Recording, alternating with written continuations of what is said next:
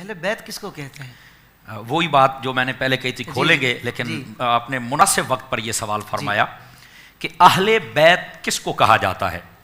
شیخ عبدالحق محدث دہلوی رحمۃ اللہ تعالی علیہ، جن کو شیخ محقق کہا جاتا ہے اور شیخ محقق علی الاطلاق کہا جاتا ہے، مطلب ان کی بات حضرت شاہ صاحب جانتے ہیں، بڑی ہی معتبر بات ہوتی ہے اور بڑی ہی اتھنٹک بات ہوتی ہے۔ آپ نے یہاں پر بڑی خاص بات کہی، یہ ساری الجھنیں ختم کر دی، چونکہ لوگ ہیں نا، کچھ لوگوں نے کہا صرف بیویاں ہیں، کچھ نے کہا کہ صرف آپ کی اولاد ہے جن کا آپ نے ذکر نہیں، ایسی بات نہیں ہے۔ نبی پاک صلی اللہ علیہ وسلم کی یہاں پر جو آل پاک جس کو مراد لیا گیا ہے، فرمایا سب سے پہلے آپ کی بیویاں مراد ہیں، اس کو اہل بیت مسکن کہتے ہیں، اہل بیت سکنا بھی کہتے ہیں، کہ جو گھر والیاں ہوتی ہیں، بیویاں بھی آ گئی۔ دوسرے نمبر پر فرمایا کہ اس سے مراد نبی پاک صلی اللہ علیہ وسلم کی وہ اہل بیت جو آپ کے گھر میں پیدا ہوئی، جس کو اہل بیت ولادت کہتے ہیں۔ سبحان اللہ۔ یہ نبی پاک صلی اللہ علیہ وسلم کے گھر میں جو پیدا ہوئے، جن کو یہ اعزاز ملا کہ وہ حضور کے بیٹے ہیں، بیٹیاں ہیں، نبی پاک صلی اللہ علیہ وسلم نے، یہ دوسرے نمبر پر، ان کو اہل بیت ولادت کہتے ہیں۔ اچھا، تیسری بھی ایک اہل بیت کی قسم ہے، اس کو اہل بیت نسب کہتے ہیں۔ نبی پاک صلی اللہ علیہ وسلم کے خاندان اقدس و انور میں وہ احباب جنہوں نے حضور کا کلمہ پڑھا اور جن پر زکوٰۃ حرام ہے، یہاں سے وہ لوگ بھی شامل ہیں۔ یہ اس کا مفہوم ہے۔ آپ نے پوچھا اہل بیت کس کو کہتے ہیں، تو یہ بات کھولنی تھی تو یہ کھل رہی ہے۔ نبی پاک صلی اللہ علیہ وسلم کی بیویاں بھی مراد ہیں، نبی پاک صلی اللہ علیہ وسلم کی پیاری پیاری اولاد بھی مراد ہے، اور نبی پاک صلی اللہ علیہ وسلم کے وہ خاندان کے احباب جنہوں نے کلمہ پڑھا اور جن پر زکوٰۃ حرام ہے، میں آسان کر رہا ہوں، وہ بھی اس میں مراد ہے۔ اچھا، وہ جن پر زکوٰۃ حرام ہے وہ کون ہیں؟ وہ آل علی ہیں، آل جعفر ہیں، آل عقیل ہیں، آل حارث ہیں، یہ چار، یہ احباب، یہ خاندان، یہ اس میں شامل ہیں۔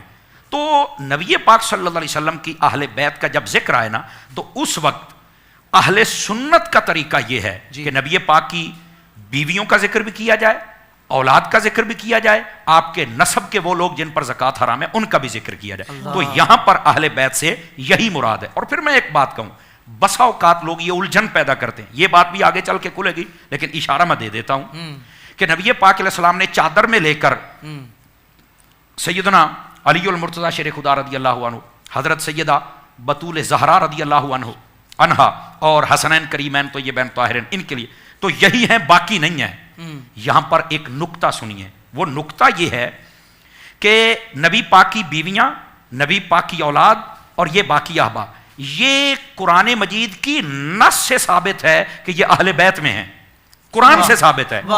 یہ جو پنجتن پاک ہیں یہ حدیث سے ثابت ہیں۔ حدیث والوں کو مانتے ہو، قرآن والوں کو کیوں نہیں مانتے ہو؟ یہ نکتہ بڑا سمجھنے والا ہے۔ تو قرآن والوں کو بھی مانو، حدیث والوں کو بھی مانو۔ تو یہاں اہل بیت سے یہ تین چیزیں مراد ہیں جن کو میں نے آپ کے سامنے عرض کیا ہے۔ ساتھ ہی ساتھ مفتی صاحب یہ بھی ارشاد فرما دیں کہ کیا کوئی آل میں کوئی شامل بھی ہو سکتا ہے، یہ آپشن بھی ہوتا ہے کیا؟ اصل میں سوال تو آپ کا بڑا خاص ہے اور فی زمانہ یہ سوال ہونا بھی چاہیے جی، اور میں یہ سمجھتا ہوں کہ دکھتی رگ کے اوپر آپ نے ہاتھ رکھا ہے، لیکن اگر دیانت کے ساتھ اس کا جواب دیا جائے نا جی، تو کسی کی اہل بیت ہونے کے لیے نسب کا ثابت ہونا ضروری ہوتا ہے۔ اس کو آسان لفظوں میں کہتے ہیں خون کا رشتہ ثابت ہونا ضروری ہے، یہ اصل دیانتاً بات ہے۔ اچھا، یہ نبی پاک صلی اللہ علیہ وسلم کی مطلب اولاد، آپ کی بیویاں، آپ کے خاندان، یہ اس کی طرف اشارہ ہے جو میں پہلے عرض کر چکا ہوں۔ اچھا، جب یہ مراد لیا جائے گا نا، تو ان میں سے جو آقا صلی اللہ علیہ وسلم کے ساتھ نسبی رشتہ اور تعلق رکھتے ہیں، جو اصل اہل بیت ہیں، بیویاں، اولاد اور خاندان، ان میں سے جو سب سے فضیلت والے احباب ہیں، سب سے زیادہ شان والے، وہ حضرت سیدہ بطول زہرا کی اولاد ہے۔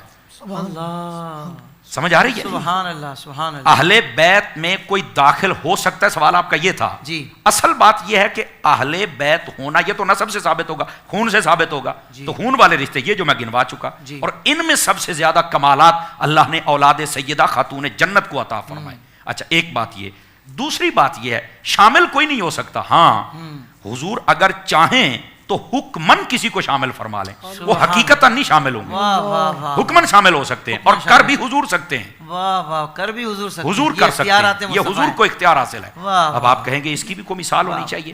نبی پاک صلی اللہ علیہ وسلم نے حضرت سلمان فارسی کے بارے میں فرمایا، سلمان منا اہل البیت۔ کیوں حضرت شاہ صاحب؟ فرمایا کہ سلمان میری اہل بیت میں سے ہے۔ کیا بات۔ تو اب کوئی اس کا انکار کر سکتا ہے؟ لیکن یہ سب نے لکھا ہے کہ اب اس کا یہ مطلب نہیں ہے کہ جیسے باقی اہل بیت اور سید اور شاہ ہیں تو وہ بھی سید اور شاہ بن گئے، یہ بات بڑی خاص ہے، وہ اصل رشتہ خون سے ہی ثابت ہوگا، لیکن حکمن یہ اہل بیت میں داخل ہو گئے۔ واہ واہ۔ اسی طرح نبی پاک صلی اللہ علیہ وسلم نے حضرت وائلہ رضی اللہ عنہ یہ ایک صحابی تھے، ان کو فرمایا انک من اہلی وانا من اہلک، حضور نے فرمایا کہ میں تیری اہل بیت سے ہوں، تو میری اہل بیت سے ہے۔ تو یہ پھر وہی بات حکمن آپ نے داخل فرمایا، کوئی داخل ہو نہیں سکتا لیکن حضور چاہیں تو کر سکتے ہیں، لیکن وہ بھی حکمن، حقیقتاً نہیں۔ واہ واہ واہ۔ اور اسی طرح نبی پاک صلی اللہ علیہ وآلہ وسلم آپ نے ارشاد فرمایا، یہ مختلف الالفاظ روایت ہے اور اس سے کچھ لوگ الجھن بھی پیدا کرنے کی کوشش کرتے ہیں، یہ خارجی لوگوں کی ایک صفت ہے۔ جی اچھا، یہ خارجی میں نے اس لیے کہا ہے کہ وہ اہل بیت کی شان گھٹانا چاہتے ہیں اور کہتے ہیں ہم بھی اہل بیت ہیں، وہ اس لیے وہ کہتے ہیں کہ ایک روایت ہے مختلف الفاظ، کل نقی و تقی فہو عالی، یہ مختلف الفاظ ہے، اس کے اور بھی بہت سارے الفاظ ہیں کہ ہر متقی پرہیزگار قیامت تک کے لیے حضور نے فرمایا میری آل میں ہے۔ تو اس کا مطلب یہ نہیں ہے کہ وہ سید بن گئے سارے، ابھی ہم حضور کے جناب طریقے پر ہیں، حضور کی سنت پہ عمل کرتے، تو ہم بھی شاہ بن کے بیٹھ جائیں، جس کا جی چاہے وہ شاہ بن کے بیٹھ جائے، نہیں۔ اس سے خارجی لوگ کہتے ہیں ہم بھی آل ہیں، یہاں آل بمانا گروہ تو ہو سکتا ہے، واہ، سمجھ آئی نا، جی جی۔ لیکن آل بمانا سید نسب یہ نہیں ہو سکتا۔ واہ واہ۔ حکمن آل میں داخل ہیں جتنے بھی پرہیزگار لوگ ہیں، لیکن حقیقتاً وہ آل میں داخل نہیں ہو سکتے۔ جی جی۔ اور یہاں پر ان لوگوں کے لیے بھی لمحہ فکریہ ہے جو ہوتے کچھ ہیں اور بن کے سید بیٹھ جاتے ہیں، اور آج کل پاکستان کے اندر یہ ایسا ایک مرض ہے، حضرت شاہ صاحب آپ جانتے ہیں، جو اصلی سادات ہیں نا، یقین کریں ان کو بھی ان لوگوں نے کئیوں نے داغدار کر دیا ہے، پتہ نہیں یہ کہاں سے 50-60 روپے کا شجرہ لے آتے ہیں، اور پھر جس علاقے میں رہتے ہیں وہ سارے بتاتے ہیں کہ یار ہم ان کو جانتے ہیں، ان کی اصل ذات کیا ہے، ان کی اصل کاسٹ کیا ہے، لیکن یہ کس گھرانے کو ڈاکہ مارتے ہیں۔ ان لوگوں کے لیے علامہ فکریہ ہے، کوئی اور گھر نہیں تمہیں ملا ڈاکہ مارنے کے لیے، یار اسی گھر کو تم نے ڈاکہ مارنا تھا۔ اور پھر اگلی بات نبی پاک علیہ السلام نے یہ بھی فرمایا جس کو پتا ہو کہ میرا باپ وہ ہے، نسب وہ ہے، اور وہ بدل کو کسی اور کی طرف منسوب کر دے، فرمایا اس کے لیے جہنم پکی ہو جاتی ہے۔ تو ایسے لوگوں کو سمجھنا چاہیے، بات آپ کی یہ تھی کہ اہل بیت میں کوئی شامل ہو سکتا ہے، نہیں، نسب خون سے ہو تو وہ تو اہل بیت ہے ہی ہے، باقی جو ہیں یہ حکمن اور وہ بھی حضور داخل کر سکتے ہیں، باقی اور کوئی نہیں کر سکتا۔